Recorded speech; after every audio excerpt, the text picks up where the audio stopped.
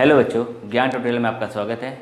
आज आपकी फिजिक्स की क्लास होने जा रही है और फिजिक्स के 5 लेक्चर आपके यूट्यूब पे पड़े हुए हैं जो इलेक्ट्रोस्टैटिक्स से टॉपिक से हैं। लास्ट 5वें लेक्चर में हमने जो है आपका फोर्स के न्यूमेरिकल्स कराए थे। अब उसके आगे बढ़ते हुए कुछ और टॉपिक किया जाए तो आज जो इसके 6ठे लेक्चर में पड़ेगा वो आपका डाइलेक्ट्रिक कांस्टेंट या दूसरा नाम इसको कह सकते हैं रिलेटिव परमिटिविटी के बारे में बात की जाएगी और उससे रिलेटेड आगे के टॉपिक्स के देखे जाएंगे। ठीक है, तो आप पहले पढ़ते हैं। टॉपिक है डाई इलेक्ट्रिक कांस्टेंट या दूसरे नाम से माना जाता है ये आपका रिलेटिव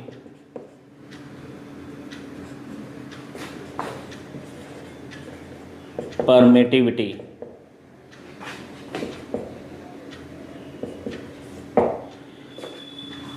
ठीक, इस पे बात की जाएगी। अब डाइलेक्ट्रिक कांस्टेंट और परमिटिविटी में क्या है, देखो जो फोर्स का फॉर्मूला हम लोगों ने पढ़ा था उसमें वैक्यूम में और मीडियम की बात की गई थी। सबसे पहले आपको फोर्स से जो रिलेटेड फॉर्मूले बने थे वो आपको ये था, हमने लिखा था F equals to K Q1 Q2 upon में R²। ये इसका फॉर्मूला लिखा गया था। अब जो ये K था, ये K क्या है ये हमने लेक्चर नंबर 2 में बताया भी है। K जो है वो 2 टाइप में देखा गया है, एक वैक्यूम में देखा जाएगा, दूसरा हमारा मीडियम में। एक वैक्यूम में देख लेंगे, दूसरा हम मीडियम में देख लेंगे। मीडियम में यानी वाटर में है, ग्लास में है या आपका किसी ऑयल में है, जिसमें भी देखा जाएगा उसमें मीडियम में देखा जाएगा और वैक्यूम में देखा जाएगा। अगर वैक्यूम में है तो जो ये स्मॉल के था वो आपका था 1/4 पाई एप्सिलॉन नॉट। इसको एप्सिलॉन नॉट कहते थे, यानी जो ये एप्सिलॉन नॉट है वो एयर का या वैक्यूम की परमिटिविटी है। और मीडियम में बात की जाएगी, अगर मीडियम में जाते थे तो ये आपका जो स्मॉल के था वो आपका था 1/4 पाई एप्सिलॉन कह लो, ये था। यानी इसमें और इसमें सिर्फ फ़र्क ये है कि ये एयर के लिए है, ये वैक्यूम। एयर और वैक्यूम का कहा जाती है वैल्यू एकदम सेम होती है, पास की वैल्यू होती है, बहुत ज़रा सा फ़र्क होता है, इसीलिए इसको वैक्यूम को एयर ही टाइप माना जाता है। तो यहाँ पे एप्सिलॉन कहते हैं। अब यहाँ पे इसका एप्सिलॉन हो गया और यहाँ पे आपका एप्सिलॉन नॉट हो गया, वो आपका हो गया एप्सिलॉन हो गया। इन दोनों में बस यही फ़र्क है। यानी अगर हम यहाँ फोर्स के फॉर्मूले को लिखेंगे, फोर्स वैक्यूम में देखा जाएगा तो वो हो जाएगा 1/4 pi epsilon not, 4 pi epsilon nought Q1 Q2 upon R²। और अगर इसी डिस्टेंस पे और इसी चार्ज पे हम अगर इसमें देख लेंगे, मीडियम में देख लेंगे, तो मीडियम में इसका फोर्स का फॉर्मूला जाएगा 1/4 pi epsilon Q1 Q2 upon में R²। ये दोनों फॉर्मूले हो गए। अब अगर इन दोनों का हम रेशो निकाल के देखेंगे क्या फ़र्क पड़ेगा, जैसे हमने इक्वेशन 1 मान लिया, इसको इक्वेशन नंबर 2 मान लिया है और दोनों को डिवाइड कर दें आपस में, F वैक्यूम अपॉन में F medium equal to 1/4 pi epsilon naught, इसकी वैल्यू क्या है epsilon nought Q1 Q2 upon में R²। और नीचे भी हो गया 1/4 pi epsilon Q1 Q2 upon में R²। इसमें जो जो कैंसिल, सारी चीज़ वैल्यू कैंसिल हो गई, ये पलट के ऊपर आ गया। यानी क्या लिखा जाएगा, F vacuum F medium equal to क्या आ गया ऊपर, एप्सिलॉन ऊपर आ गया, तो ये एप्सिलॉन अपॉन में ये आपका हो गया एप्सिलॉन डॉट। ये बना फॉर्मूला।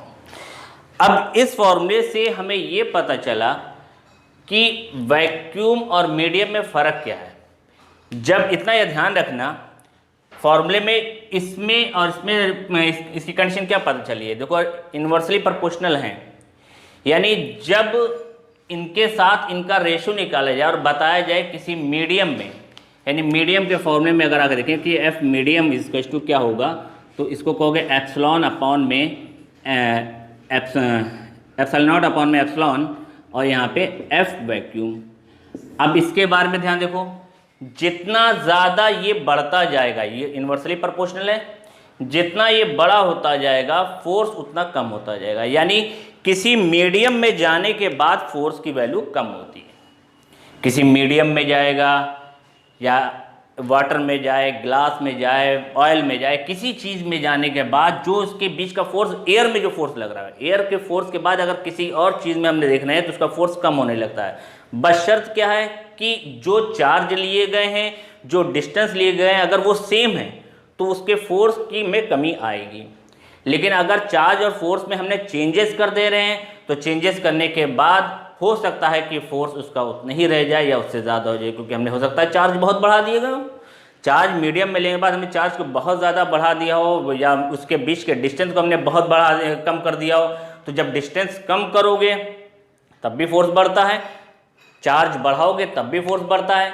तो मीडियम चेंज करने के बाद अगर इसमें हमने चेंजेस कर दिया, चाहे मीडियम में लाने के बाद, ऑयल में, ग्लास में, वाटर में लाने के बाद, अगर हमने वाटर में इनमें लाने के बाद हमने अगर आपका डिस्टेंस को कम कर दिया या चार्ज को बढ़ा दिया, तो उस समय इसका फोर्स क्या होने लगेगा, फोर्स अपने आप बढ़ने लगेगा, यानी फोर्स जो एयर का फोर्स है उसके ऊपर साथ बढ़ने लगेगा। अब इसके ऊपर कुछ करके दिखा देंगे एग्जाम्पल पर, ठीक है। चलिए देखिए इसके डिफिनीशन कैसे क्या बनी। तो इसके ये टॉपिक में डिफिनीशन क्या बन के आई। हाँ तो बच्चे इसके डिफिनीशन क्या है, देखिए the ratio of the permittivity epsilon of the medium, medium की परमिटिविटी को हम लोग एप्सिलॉन से डिनोट करते हैं, to the permittivity epsilon naught of free space, और फ्री स्पेस को हम लोग एप्सिलॉन से डिनोट करते हैं, एप्सिलॉन नॉट से डिनोट करते हैं, इज कॉल्ड रिलेटिव परमिटिविटी। और ये रिलेटिव परमिटिविटी को हम लोग ये एप्सिलॉन आर से यानी डोनेट कर देते हैं, और या तो इसका डाइलेक्ट्रिक कांस्टेंट है तो उसको हम लोग के से डोनेट करते हैं। ये इनके आपका कैपिटल के यूपी बोर्ड की बुक में कैपिटल के शो करता है, और स्मॉल कप्पा भी बोलते हैं ग्रीक वर्ड में, जो कि हमारी और बुकों में है, अलग अलग बुक में अलग चीज़ें लिखे गए हैं। तो ये इनकी कंडीशन है, ठीक है। यानी इसका फॉर्मूला ये बताना चाहते हैं कि एप्सिलॉन आर यानी एप्स आर इक्वल्स टू किसकी परमिटिविटी कहा गया, द रेशियो किसकी बात की गई, इसको कहा गया और इसको कहा गया। यानी परमिटिविटी आपके जो मीडियम की परमिटिविटी है वो हो गया आपका, और नीचे क्या हो गया, एप्सिलॉन नॉट हो गया, इनके रेशियो को कहते हैं, ठीक। अब इसके फॉर्मूले में हम लोगों ने अभी पढ़ा था, फोर्स से निकाला गया था, फोर्स से क्या निकाला था कि ऊपर एफ वैक्यूम होगा, इन्वर्सली प्रोपोर्शनल है, और ये एफ मीडियम होगा, ये इसका दूसरा फॉर्मूला हो गया। ये इनकी कंडीशन होती है। अब आप हिंदी में जो यूपी बोर्ड के जो हिंदी मीडियम वाले बच्चे हैं उनका समझ लें, इसका नाम जो होता है निर्वात में वैद्युतशीलता कहते हैं, निर्वात की वैद्युतशीलता को एप्सिलॉन नॉट बोलते हैं, और निरपेक्ष की वैद्युतशीलता जो बोलते हैं वो एप्सिलॉन को बोलते हैं, ठीक है। और परावैद्युतांक जो बोला जाता है, जिसको हम लोग को इंग्लिश में बोल रहे हैं डाइलेक्ट्रिक कांस्टेंट, उसको हम लोग परावैद्युतांक कहते हैं, और उसमें तो के से डोनेट करते हैं, ये लिखा गया, या रिलेटिव परमिटिविटी कहते हैं, ठीक है। ये इनके टॉपिक आपके थे जो हम लोगों ने पढ़ लिया। अब इससे कुछ रिलेटेड बात की जाए। सोचिए दो चार्ज हैं, चार्ज Q1 एंड Q2, ठीक, और इसको हमने यहां एयर में रखा, उसके बाद सेकेंड पार्ट में हम इसको वाटर में कर देंगे,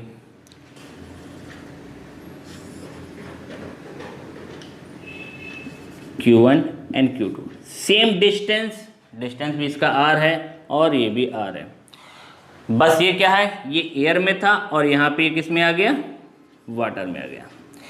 जब एयर में था तब इसका फॉर्मूला जो बना, F वैक्यूम या एयर भी लिख दो, 1/4πε0 Q1 Q2 अपॉन में R स्क्वायर, क्योंकि डिस्टेंस यही है। वाटर में आने के बाद इसका फॉर्मूला हो गया F मीडियम या वाटर लिख लो जो समझो, 1/4πε Q1 Q2 अपॉन में R स्क्वायर। ठीक, अब इन दोनों को हम आपस में डिवाइड कर देते हैं, जैसे लिखा गया है। हमें रिलेटिव परमिटिविटी निकालनी है ना, तो F vacuum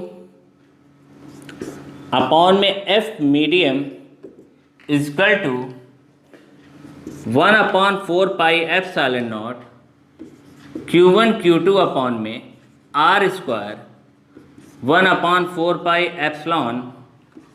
Q1 Q2 upon में R स्क्वायर। ये तो चला गया,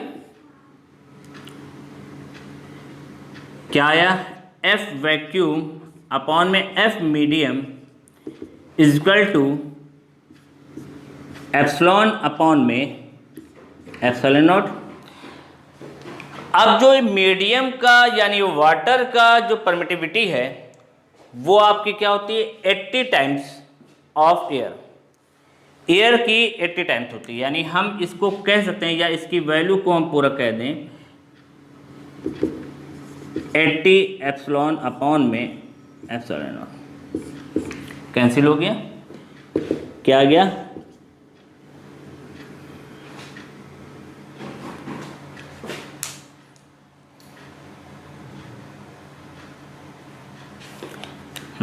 एट्टी वैक्यूम अपॉन में F मीडियम, यानी मीडियम में आने के बाद जो इसका फोर्स होगा वो एयर के फोर्स का 1/80 टाइम्स हो जाएगा। ये आपकी कंडीशन है, यानी जितना ज़्यादा अगर आपका डिस्टेंस और आपका चार्ज सेम है, चेंजेस नहीं हो रहे हैं, तो फोर्स अगर एयर से किसी मीडियम में जाता है तो वो उतना कम होता जाएगा, यानी जितने गुना जितने टाइम भी हो वो कम होता चला जाएगा। जैसे उसके आपके ये रिलेटिव परमिटिविटी में फ़र्क पड़ेगा, वैसे वैसे वो कम होता चला जाएगा। ओके, चलिए ठीक, ये टॉपिक हो गया। तो अब अगला टॉपिक, ग्रेविटेशनल फोर्सेस और इलेक्ट्रोस्टैटिक फोर्स में क्या सिमिलरिटी है, क्या डिससिमिलरिटी है, उसके बारे में बात किया जाए। सिमिलरिटी और डिससिमिलरिटी के बारे में बात करना, यानी सिमिलरिटी कहते हैं क्या इन दोनों के बीच में क्या समानता है और क्या उनमें अलग अलग पाया जाता है। असमानता क्या क्या है, हिंदी में अगर कहा जाए समानता और असमानता, अगर उनके कंपेयर किया जाए तो चलिए सुनिए। पहले सामान्यता के बारे में बात की जाए, सिमिलरिटी के बारे में बात की जाए कि क्या क्या सिमिलरिटी है। तो सिर्फ फॉर्मूले पे ध्यान देना। जो ग्रेविटेशनल का फॉर्मूला है Fg से लिख दे रहे हैं, इसका फॉर्मूला होता है G m1 m2 अपॉन में R स्क्वायर। ओके, और जो इलेक्ट्रिकल का फॉर्मूला है उसको Fe से लिख दो, उसको Fe फॉर्मूला है 1/4πε0 Q1 Q2 अपॉन में R स्क्वायर। अब सिमिलरिटी देखा जाए कि इनमें क्या क्या सामान्यता है, तो नंबर 1 पे कहोगे कि जो इनकी सिमिलरिटी है वो फोर्स के जो है इन्वर्सली प्रोपोर्शनल होता है R स्क्वायर, यानी दोनों में हमें दिख रहा है कि R जो है, जो डिस्टेंस है वो फोर्स के इन्वर्सली प्रोपोर्शनल है। जितना ज़्यादा डिस्टेंस दोनों में बढ़ता जा रहा है उतना ही ज़्यादा इसका फोर्स कम होता जा रहा है, या जितना इसका डिस्टेंस कम होता जाएगा फोर्स उतना बढ़ता जाएगा। ये दोनों के लिए। चलिए भाई, पहली चीज़ समझ में आ गई। दूसरी कंडीशन ये समझ में आई कि ग्रेविटेशनल फोर्स में जो मास का प्रोडक्ट है वो इसके प्रोपोर्शनल हो जा रहा है, इलेक्ट्रिकल फोर्स में जो चार्ज का प्रोडक्ट है वो इसके प्रोपोर्शनल हो जा रहा है, यानी दोनों अपने चार्ज और मास के प्रोपोर्शनल होते हैं। ये भी सिमिलरिटी है। तीसरी सिमिलरिटी क्या कहा जाएगी कि दोनों पे आपके जो फोर्स लगते हैं, यानी इसके पर फोर्स की बात की जाए या इस पर कहा जाए, ये दोनों वैक्यूम में लग सकते हैं, यानी कि दोनों आपके एयर में दोनों काम कर सकते हैं। मीडियम में अभी नहीं बता सकते, लेकिन एयर में दोनों काम कर सकते हैं। एयर में ये भी वही काम करेगा, ये उसका भी वही काम करेगा, दोनों ही काम कर सकते हैं। ये इनकी सिमिलरिटी हो गई। डिसिमिलरिटी में आएगा जो दूसरी बात बोलेंगे। डिसिमिलरिटी यानी असामान्यता क्या होती है?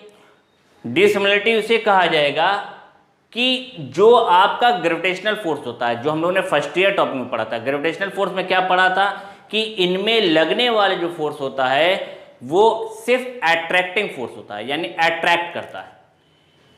एक पिंड जो है दूसरे पिंड से, एक मास दूसरे मास को अपनी ओर अट्रैक्ट करने का काम करता है, वो आपका कौन है? सिर्फ ग्रेविटेशनल फोर्स। लेकिन इलेक्ट्रिकल फोर्स जो होता है वो दोनों काम करता है। ग्रेविटेशनल फोर्स में सिर्फ जो होता है अट्रैक्शन होता है, अट्रैक्ट करता है। इसमें वैद्युत बल यानी कि इलेक्ट्रिकल फोर्स में अट्रैक्टिंग फोर्स भी होता है और रिपल्सिव फोर्स भी होता है, यानी आकर्षण बल और प्रतिकर्षण बल दोनों पाए जाते हैं। पहली चीज हो गई। दूसरी कंडीशन हमेशा याद रखना कि जो वैद्युत बल होता है, इलेक्ट्रिक फोर्स जो होता है, वो ग्रेविटेशनल फोर्स के कई गुना ज़्यादा होता है। यानी इसका कहा जाता है 10 की पावर 36 टाइम्स जो होता है, ये ग्रेविटेशनल फोर्स से बड़ा होता है इलेक्ट्रिकल फोर्स। Fe जो होता है वो Fg के लगभग 10 की पावर 36 टाइम्स होता है। ये आपको ध्यान रखना है, ठीक। ये भी हो गया। अब तीसरी कंडीशन इसकी क्या बताएं? तीसरी कंडीशन में ये बताया जा सकता है कि जो वैद्युत बल है यानी कि इलेक्ट्रिकल फोर्स है, वो आपका मीडियम में, किसी भी माध्यम में, किसी मीडियम में भी, कोई भी मीडियम चाहे ग्लास हो या वाटर हो, उसमें भी ये काम करता है और वैक्यूम में भी करता है। यानी ये दोनों में काम करता है, वैक्यूम में भी करता है और किसी मीडियम में भी काम करता है। लेकिन ग्रेविटेशनल फोर्स के बारे में पढ़ा था हम लोग ने, या अभी भी बताया था कि ये सिर्फ वैक्यूम में काम करता है।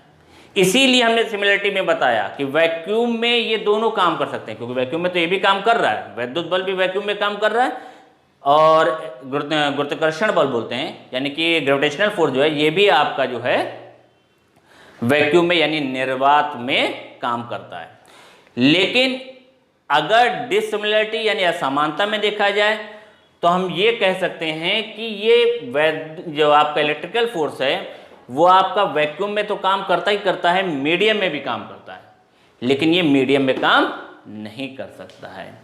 बस ये छोटी सी बात है जो दोनों में डिफरेंस की बात की गई है, ठीक है। ये आपके टॉपिक थे सब जो हम लोगों ने ग्रेविटेशनल फोर्स पे किया। अब इसके अगर हम लोग वैल्यू निकालना भी चाहें, छोटा सा कि कैसे किया जाए, जैसे मान लिया जाए कि हमें दो पार्टिकल जो दिए गए हैं उन दोनों आपके प्रोटॉन के हैं। अगर दोनों प्रोटॉन के हैं तो उनके मास भी देखे जाएंगे, उनके चार्ज भी देखे जाएंगे, और उनके चार्ज और मासेस की वैल्यू निकाली जाएगी। यानी हमने यहाँ पे दो पार्टिकल ले लिए, पहले एक स्मॉल r दूरी पर रख दिया और Q1 charge and Q2 charge. मास भी देख लिया जाएगा भाई m1 एंड m2। तो Q1 हमारा और या Q2 दोनों 1.6 इंटू 10 की पावर माइनस 19 कूलम, ठीक। दूसरा मान लिया जो इसके Me हो, एक इलेक्ट्रॉन एक प्रोटॉन ले लो, या अट्रैक्टिंग फोर्स ले लो, या दोनों ही अलग ले लो। Me मास होता है 9.1 इंटू 10 की पावर माइनस 31 kg, और प्रोटॉन का मास होता है 1.67 इंटू 10 की पावर माइनस 27। 1.67 इंटू 10 की power minus 27 kg।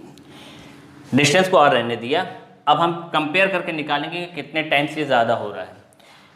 Formula G की वैल्यू क्या होती है? G की वैल्यू जानते हो 6.67 इंटू 10 की पावर माइनस 11 होती है, न्यूटन मीटर स्क्वायर पर coulomb square, sorry mass square. और बाकी 1/4πε0 की वैल्यू भी जानते हो। 1/4πε0 की वैल्यू क्या होती है? 9 इंटू 10 की पावर 9 न्यूटन मीटर स्क्वायर इसको केजी लिखेंगे, और न्यूटन मीटर स्क्वायर और नीचे कूलम स्क्वायर। ठीक। Gravitational force Fe upon Fg कर दो। Fe 1/4 pi epsilon nought Q1 Q2 upon में r square, Fg G m1 m2 upon में आर स्क्वायर। डिस्टेंस इक्वल है, सेम है, कैंसिल हो गया है, एक ही यहाँ पे रखे गए हैं।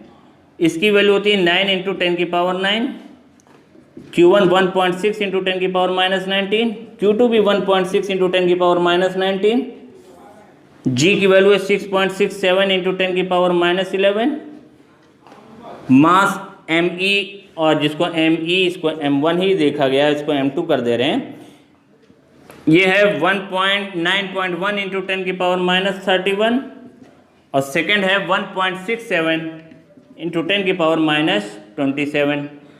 पूरी वैल्यू को सॉल्व करोगे, जब सॉल्व करोगे तो इसका आंसर आ जाएगा आपका, आएगा 2.27 × 10⁻39। यानी हम कह सकते हैं कि जब प्रोटॉन और इलेक्ट्रॉन के बीच में इसका ग्रेविटेशनल फोर्स और इलेक्ट्रिकल फोर्स की बात की जाती है, तो उस समय जो इसका इलेक्ट्रिकल फोर्स होता है वो ग्रेविटेशनल फोर्स से कितने टाइम्स होता है, 2.27 × 10⁻39। ओके।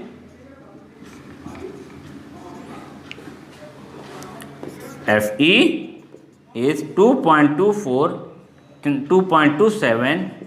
10⁻39 किसके, Fg के। यही फ़र्क है कि बहुत बड़ा होता है, बहुत ज़्यादा फोर्स होता है इलेक्ट्रिकल फोर्स ग्रेविटेशनल फोर्स के अकॉर्डिंग। ठीक।